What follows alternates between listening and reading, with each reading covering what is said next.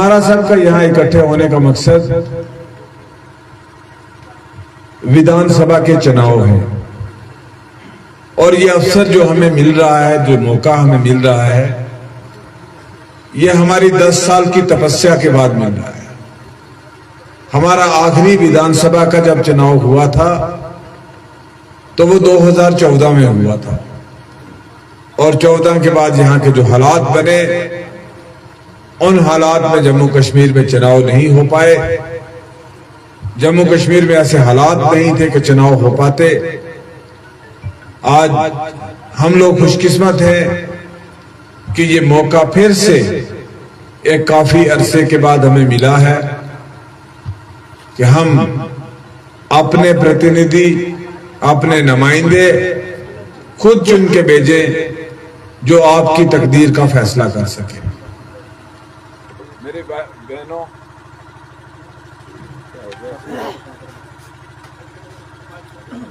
Hello,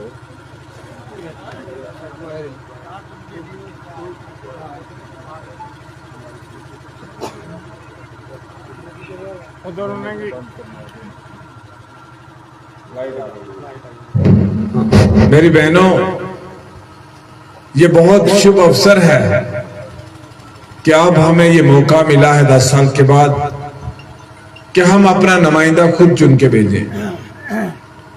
एक समय यहाँ पे वो था, एक वक्त वो था कि जब आपके नुमाइंदे हुआ करते थे, एमएलए हुआ करते थे, तो यहाँ का आम नागरिक, आम आदमी उठ के फोन करता था डीसी को, दिन को, रात को, सुबह शाम, जब भी उसका मूड आता था।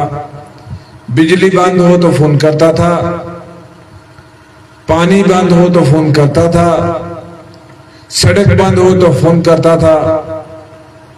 आपकी बात को सुना जाता था, आपका फोन उठाया जाता था। लेकिन पिछले 10 साल के अरसा में हमने ये देखा कि जब यहां सरकार नहीं, यहां के आप लोगों के नुमाइंदे नहीं, आपने अगर बिजली के लाइनमैन को भी फोन किया तो आपका लाइनमैन ने भी आपका फोन नहीं उठाया। ये फर्क होता है जमहूरियत में और अफसरों की हुकूमत में। आज हुकूमत आपकी बनने जा रही है। आज हुकूमत उसकी बनेगी जिसको आप चुन के भेजेंगे। और मुझे पूरा यकीन है कि आने वाली 8 तारीख को जम्मू कश्मीर में भारतीय जनता पार्टी की सरकार बनने जा रही है। और ये वो सरकार एक आम सरकार नहीं होगी, ये सरकार एक डबल इंजन सरकार होगी। जिस सरकार के साथ एक इंजन जम्मू कश्मीर की सरकार का इंजन होगा और दूसरा सरकार दिल्ली की सरकार का होगा। हमें ये याद करना चाहिए कि 2019 से पहले हमारा जम्मू कश्मीर एक पूर्ण राज्य था, हमारी एक पूरी स्टेट थी। लेकिन कुछ ऐसी परिस्थितियां गुजरी जिनकी वजह से हमारे जम्मू कश्मीर की स्टेट नहीं टूट गई और हमें यूनियन टेरिटरी बनाया गया। आज वो मौका है कि हम वो अपनी खोई हुई रियासत को वापस हासिल करें। और वो खोई हुई रियासत हम तभी हासिल कर पाएंगे जब हम जम्मू कश्मीर में कमल को खिलाएंगे और जम्मू कश्मीर में भाजपा की सरकार बनाएंगे। मैं बड़ा स्पष्ट लफ्जों में कहना चाहता हूं कि मैंने जिंदगी में कभी सोचा भी नहीं था कि मैं भाजपा ज्वाइन करूंगा। लेकिन एक वक्त आया, मुझे ये सोचने पे मजबूर होना पड़ा कि मुझे बीजेपी ज्वाइन करनी चाहिए। इलेक्शन तो शायद मैं इंडिपेंडेंट लड़के भी जीत जाता, इलेक्शन तो शायद एनसी वाले मेरे दरवाजे पे 50 बार मैंडेट लेके आए थे कि आप एनसी की टिकट पे लड़ो। पीडीपी वाले मेरी 50 बार मेरे फॉर्म भरने तक मेरे पीछे रहे कि आप पीडीपी के कैंडिडेट बनो। लेकिन मेरे बहनों और भाइयों, मैंने उन पार्टियों का मैंडेट ठुकराया, मैंने आजाद लड़ने से पीछे हट गया, मैंने चुनाव भाजपा से लड़ना प्रेफर किया कि भाजपा आप लोगों का कुछ कर सकती है। यही एक जमात है, हमारे सामने एक मिसाल है कि दिल्ली में एक सरकार है जो आम आदमी की सरकार है, लेकिन उनका मुख्यमंत्री पिछले 8 महीने से लेकर आज तक जेल के सलाखों के पीछे है। दिल्ली में वो लोगों के साथ अन्याय नहीं हो रहा है कि ऐसी सरकार चुनी जिस सरकार ने दिल्ली की मोदी सरकार के साथ टक्कर ली, जिसने ये नहीं सोचा कि हमें अवाम के हित में फैसले करने चाहिए। दिल्ली के लोगों ने गलती की, दिल्ली के लोग उसकी सजा भुगत रहे हैं। हम जम्मू कश्मीर के लोग, हमें तो बहुत कुछ हासिल करना है दिल्ली से। शायद दिल्ली नेशनल कैपिटल टेरिटरी है, दिल्ली को उतनी जरूरत ना हो, लेकिन जम्मू कश्मीर को इतनी जरूरत है कि हम दिल्ली के साथ मिलकर चलें। हमारी वो हैसियत नहीं कि हम दिल्ली को आंखें दिखाएं। ये जो एनसी और कांग्रेस के लीडर हैं, ये यहां आके कश्मीर में कहते हैं कि दिल्ली क्या करेगी, दिल्ली में कोई, कश्मीर में कोई हिंदुस्तान का झंडा उठाने वाला नहीं मिलेगा आपको। तो मुझे याद है 2019 में कि 5 अगस्त को 370 भी गया, स्टेट भी गई, और 15 अगस्त को इन्हीं पार्टियों के दफ्तर में तिरंगे का झंडा भी चला। ये कहते कुछ हैं, ये करते कुछ हैं। आजकल बड़ा मुझ पे इल्जाम है, आजकल कहा जाता है कि जुल्फकार ने हिंदुओं की पार्टी ज्वाइन कर ली है। सबसे बड़ा इल्जाम आजकल मुझ पे यही है। अरे मेरे भाइयों, मैंने वो पार्टी ज्वाइन की है जो खा में सड़क बना सकती है, जो खा में पुल लगा सकती है, जो खा में बिजली पहुंचा सकती है, जो खा के घर घर तक चीजें पहुंचा सकती है। मैंने उस जमात को ज्वाइन किया है। भारतीय जनता पार्टी। मैंने बीजेपी ज्वाइन करके अपना धर्म चेंज नहीं किया है, मैंने अपना मजहब नहीं बदला है। मेरा मजहब मेरा मजहब है, आपका मजहब आपका मजहब है। मुझे किसी मस्जिद की इमामत नहीं करनी है, ना किसी मंदिर का पुजारी बनना है। मेरा काम विधायक बन के आपकी सड़कें बनाना है, आपको पानी पहुंचाना है, आपके घर घर में बाथरूम बने वो बनवाने हैं, आपके घर घर तक प्रधानमंत्री आवास योजना की स्कीम पहुंचे। इस चीज के लिए मैं आपका नुमाइंदा बनने जा रहा हूं। अगर कोई धर्म का कार्य करना होता या किसी मस्जिद में नमाज पढ़ानी होती तो मैं समझता कि मैंने गलत फैसला कर लिया। मैंने जो फैसला किया है वो कोई धार्मिक फैसला नहीं है, वो कोई मजहबी फैसला नहीं है। हम तो यहां पिछले 78 बरस से हम यहाँ का हिंदू, यहाँ का मुसलमान, हम एक साथ चले आ रहे हैं। यहाँ के लोगों ने मिलिटेंसी जब पीक पे थी, यहां से किसी हिंदू को पलायन नहीं करना पड़ा, यहां से किसी हिंदू को जाना नहीं पड़ा। यहाँ के मुसलमान ने यहाँ के हिंदू का तहफ़्फ़ुज़ किया और यहाँ के हिंदू ने यहाँ का मुसलमान का तहफ़्फ़ुज़ किया। ये दोनों तबके मिलजुल के 1947 से लेके, उससे पहले का तो मुझे पता नहीं, लेकिन 47 से लेके आज तक हम लोग इकट्ठे चलते हैं। यहां किसी हिंदू की मौत हो जाती है तो शमशान घाट पे लकड़ी देने वाले ज्यादा मुसलमान होते हैं। यहां किसी मुसलमान की मौत होती है तो कब्र पे मिट्टी डालने वाले ज्यादा लोग हिंदू भाई होते हैं। हमारा एक मिला जुला कल्चर है। नुमाइंदा आपका जो बनेगा वो आपके लिए सड़क बनाएगा जिसमें हिंदू भी चलेगा और मुसलमान भी चलेगा। नुमाइंदा आपका जो बनेगा वो आपके लिए स्कूल बनाएगा और स्कूल हिंदू भी इस्तेमाल करेगा और मुसलमान भी इस्तेमाल करेगा। यहां कुछ लोगों ने इस किस्म का हिंदू और मुसलमान को बांटने की कोशिश शुरू कर रखी है कि जिसकी कोई इंतहा नहीं। जो एनसी का कैंडिडेट है, मेरी बहनों और मेरे भाइयों, आपने पिछली बार डीडीसी के इलेक्शन में उनको भारी मात्रा में खासे वोट दिए थे और आजकल वो कहते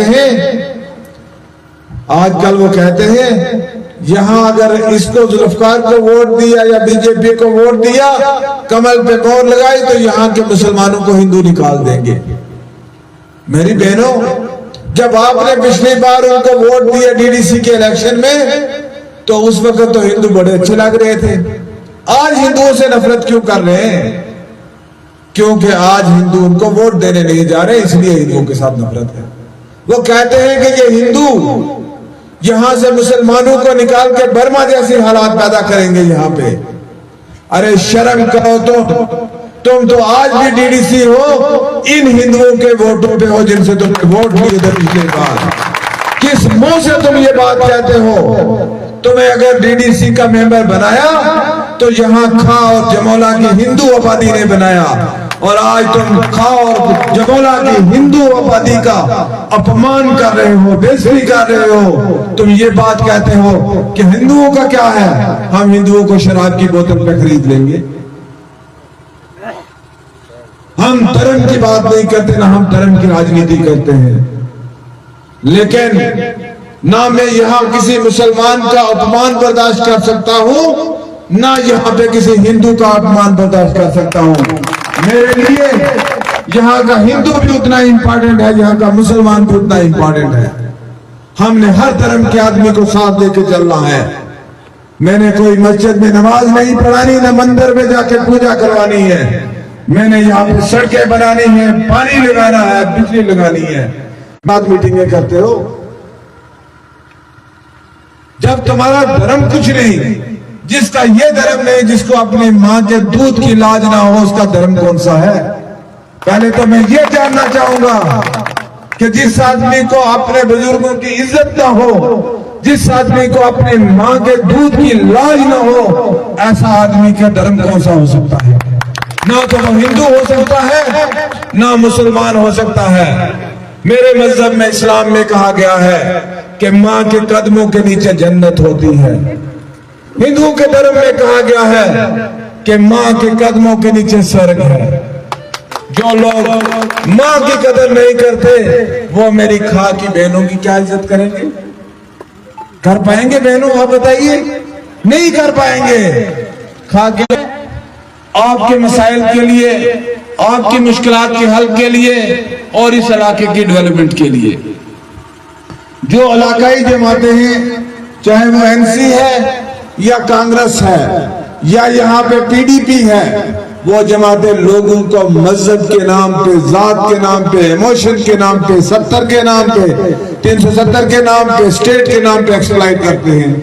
लेकिन मेरा कहना यह है कि अगर हमें अपॉइंटी होता है, आपका और मेरा अपॉइंटी नहीं होगा।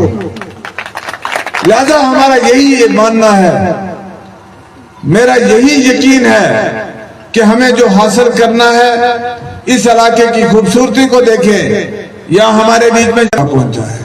हर पहाड़ी के टॉप पे एक होटल बना है, जिस होटल में 10-20 हजार रुपए का रात को कमरा बिकता है। क्यों नहीं वो चीजें हमारे इलाके में हो सकती? क्योंकि हमारे रियासत के लिए भी उतना पैसा दिल्ली से आता था जितना हिमाचल प्रदेश के लिए आता था। शायद हिमाचल छोटी स्टेट है, उसके लिए कम आता होगा और यहाँ के लिए ज्यादा आता होगा। यहाँ का पैसा डल झील में लगता था, यहाँ का पैसा गुलमर्ग, सोनामर्ग और पहलगाम में लगता था, या जम्मू में मानसर, सुरईसर और बद्री टॉप में लगता होगा, हमारे इलाकों की तरफ नहीं आता था। मुझे इस बात में पूरा यकीन है कि इलेक्शन के परिणाम आने के बाद, इलेक्शन के रिजल्ट आने के बाद, ये सभी पॉलिटिकल पार्टियां दिल्ली के साथ जाके हाथ मिलाएंगी। ये सब इन्हें जब 2014 में इन्होंने बीजेपी से भीख मांगी कि आप हमारे साथ हुकूमत बनाइए, मुझे आज भी पूरा यकीन इस बात का है कि ये फिर 8 अक्टूबर के बाद दिल्ली के दरवाजे पे जाएंगे और कहेंगे कि हमारे साथ मिलकर सरकार बनाओ। हम आपको सपोर्ट करने के लिए तैयार हैं, लेकिन मैं आपको ये यकीन दिला सकता हूं कि जम्मू कश्मीर में बीजेपी की पूर्ण बहुमत वाली सरकार आने वाली है। हम 50 से पार सीटें लेंगे और हम अपनी सरकार बनाएंगे जम्मू कश्मीर में। और मैं एक बात लास्ट में कहना चाहूंगा कि अगर हमें दिल्ली जाना है तो हम मुगल रोड पकड़ के कश्मीर से होकर दिल्ली क्यों जाएं? हम यहां से सीधा जम्मू से दिल्ली क्यों ना जाएं? मैंने हाथ दिल्ली से इसलिए मिलाया कि मुझे वाया कश्मीर जाने का कोई शौक नहीं है। मैं 3 जनरेशन से वाया कश्मीर दिल्ली जाता रहा। मुझे दिल्ली में जाके मेरे सौदा और लोग करते रहे। मैंने कहा अब हम दिखेंगे नहीं, अब हम अपना फैसला खुद करेंगे, बात दिल्ली से करेंगे। जो रजौरी पुंछ के इलाके के हुकूक हैं वो रजौरी पुंछ के इलाके के लोगों को मिलने चाहिए।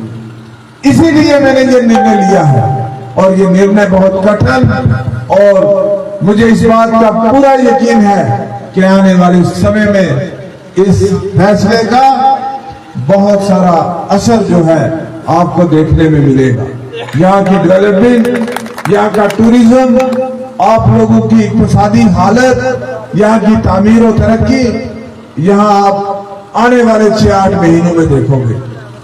मेरे से पहले मेरे छोटे भाई अमित ने जो हमारे पार्टी के मंशूर के बारे में बातें कर ली, मैं फिर भी आपको दोहराना चाहूंगा कि अगर हमारी पार्टी इक़्तिदार में आएगी, जरूर आएगी, तो हम जो हमारी घर की सबसे बड़ी महिला होंगी उनको सरकार 18,000 रुपए पर एयर देने जा रही है।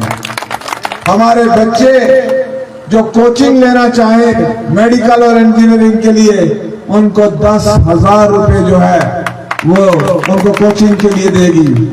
अगर आपका बच्चा जम्मू इम्तिहान देने के लिए जाता है तो सरकार आपको 3,000 रुपया आपके बच्चों को देगी। जो जिन लोगों के पास जमीन नहीं, सरकार आपका बिजली का बिल अदा करेगी और आपके पुराने बिजली के बिल जो है उनमें कटौती करेगी। बहुत सारी चीजें हैं जो हमारा संकल्प पत्र है। मैं आप लोग के जो हमारे यहाँ कार्यकर्ता हैं उनको कहूंगा कि आपके घर घर तक पार्टी का संकल्प पत्र जो है वो पहुंचाना चाहिए, आपको पढ़ना चाहिए। और हम तो जो कहते हैं वो डंके की चोट पे कहते हैं और सामने कहते हैं, लेकिन वो लोग जो बातें करते हैं वो बातें करते हैं जो ना होने वाली बातें हैं। वो आपके पास आएंगे, आके कहेंगे कि हम धारा 370 को वापस लेके आएंगे। अरे मुझे वो रास्ता बता दो जिस रास्ते से धारा 370 वापस तुम ला सकते हो, तो मैं भाजपा छोड़ के आज ही इलेक्शन में विड्रॉ हो जाता हूं। जो चीज होने वाली नहीं।